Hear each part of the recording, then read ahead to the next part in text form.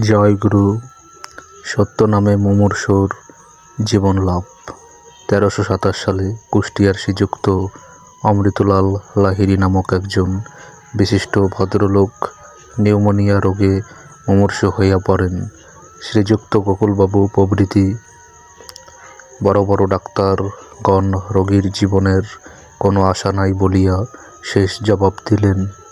তাহার জীবনের শেষ মুহূর্ত উপস্থিত হইল, অর্থাৎ নাভিশ্বাস আরম্ভ হইয়াছে।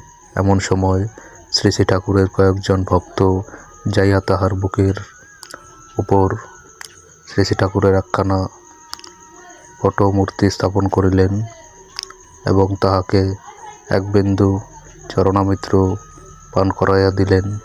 সঙ্গে সঙ্গে তাহার কর্ণকুহরে খুব উচ্চস্বরে এই সত্যনাম প্রবেশ করাইয়া দিতে লাগিলেন। তখন সেই অজ্ঞান অবস্থায় সেই ঊর্ধ্বশ্বাসের সঙ্গেই যেন অস্ফুটভাবে নাম উচ্চারিত হইল। পরে আরও একবার সেই রূপ হইল।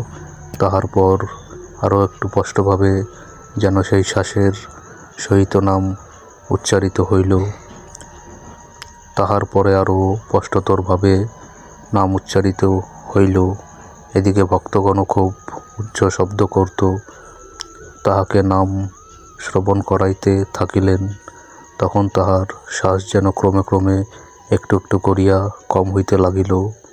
নাম স্পষ্টভাবে উচ্চারিত হইল। তাহার পর একটু জ্ঞানের সঞ্চার হইল। তখন তিনি স্বয়ং সেই মূর্তিখানা ফটো সজোরে নিজ ব্রহ্মস্থলে চাপিয়া ধরিয়া নাম করিতে লাগিলেন।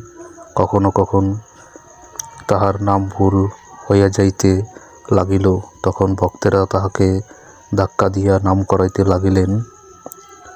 এইরূপে সেই দিন তিনি নিরাময় হইলেন, এই সত্যনাম মাহাত্ম্যে জীবন লাভ করিলেন। আমরা তখন শ্রী শ্রী ঠাকুরের সঙ্গে কলিকাতায় ছিলাম। এই সংবাদ পাইয়া অমৃতবাবুকে দেখিবার জন্য কুষ্টিয়া আগমন করত।